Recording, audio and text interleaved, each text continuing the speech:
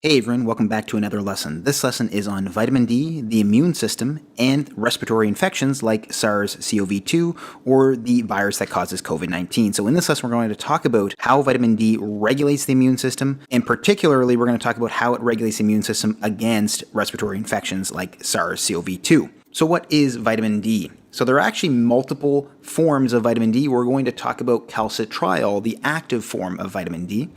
And vitamin D is a fat-soluble vitamin involved in calcium homeostasis.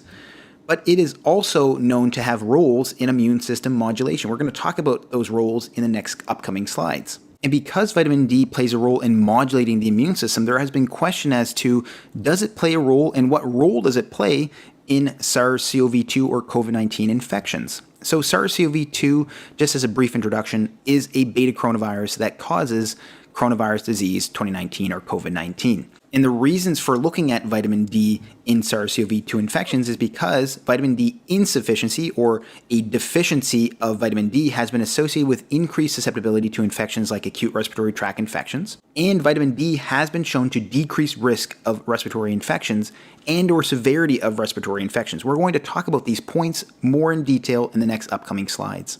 So vitamin D deficiency in infections. We mentioned this before, vitamin D deficiency is associated with increased susceptibility to a variety of infectious diseases.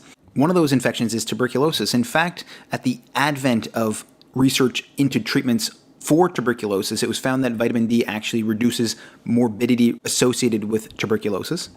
Another infection that's associated with vitamin D deficiency is influenza. And another one is bacterial vaginosis. There are other infections, but these are a few that I wanted to mention here. What about vitamin D and respiratory infections more specifically? So in this article here, which is entitled Vitamin D Supplementation to Prevent Acute Respiratory Tract Infections, Systematic Review and Meta-Analysis of Individual Participant Data, which was published in BMJ in 2017, this article, as it mentions here, is a meta-analysis, which means that the authors of this meta-analysis have looked at many different other articles and conglomerated the evidence and data into this article. So what this meta-analysis has shown is that vitamin D supplementation is associated with a reduction in acute respiratory tract infections. Here is a table presented from that meta-analysis showing the list of articles they looked at and adjusted odds ratio. So this line here represents an adjusted odds ratio of 1. Anything to the right of this line is above 1, and anything to the left of this line is below 1. So anything above this line, or above 1, means that there is a positive association. So that means that there are more respiratory tract infections with vitamin D supplementation. Anything to the left of this line means that there is a negative association. So as vitamin D increases or vitamin D is supplemented, there is a decrease in respiratory tract infections. So as you can see here, quite a variation. Some of these studies actually show a increase in respiratory tract infections with vitamin D supplementation, but for the most part, most of them show a negative or a decrease in respiratory tract infections with vitamin D supplementation. Looking at the combined adjusted odds ratio, we see that the combined adjusted odds ratio for all of these studies comes to 0.80, showing that vitamin D supplementation reduces the incidence of respiratory tract infections. And this data is statistically significant as we see the p-value here is less than 0.05. And additionally, because of the variation in the data from these articles, the authors of the meta-analysis also did a subgroup analysis. So a subgroup analysis is essentially where the authors looked more specifically at certain groups of participants. So what they found was that vitamin D supplementation has the strongest protective effect in groups with vitamin D deficiency. So groups where their baseline vitamin D levels were less than 25 nanomoles per liter. The authors of this meta-analysis also looked at how dosing plays a role in vitamin D supplementation and acute respiratory tract infections. What they found was that dosing is also an important factor. Daily or weekly dosing of vitamin D was found to be protective, but bolus dosing did not show protective effects. So what is bolus dosing? Bolus dosing is where an individual takes a very large amount of vitamin D all at once and doesn't take it consistently over time. So they only take big, large amounts once in a while. So bolus dosing in the context of this article was described as 30,000 units of vitamin D. So very large dose of vitamin D.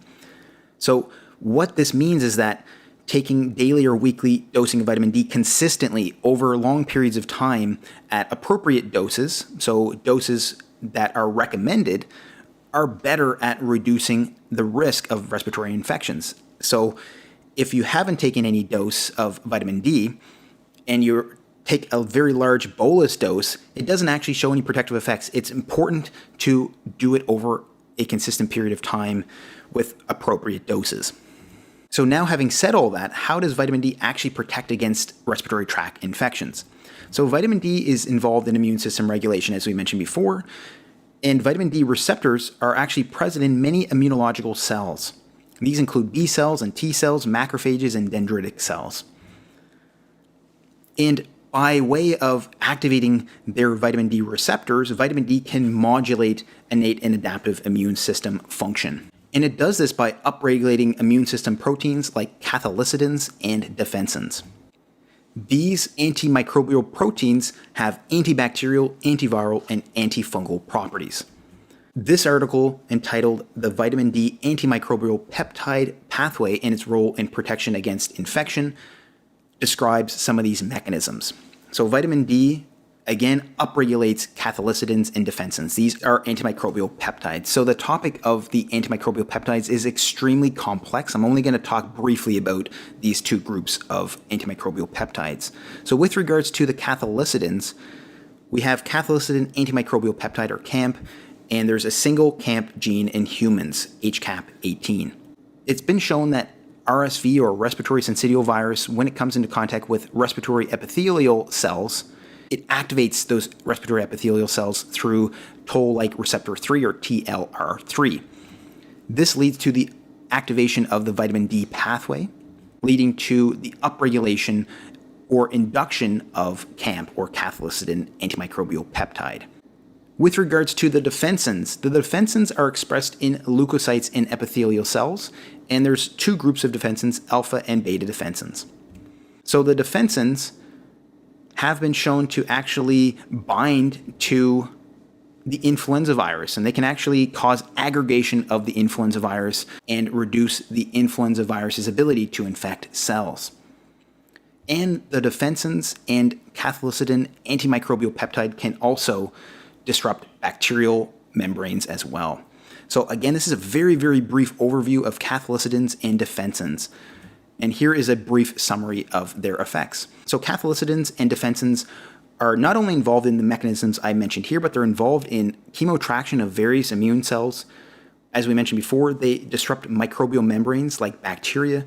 They reduce viral replication, and importantly, they reduce production of pro-inflammatory cytokines, which becomes important in COVID-19 infections.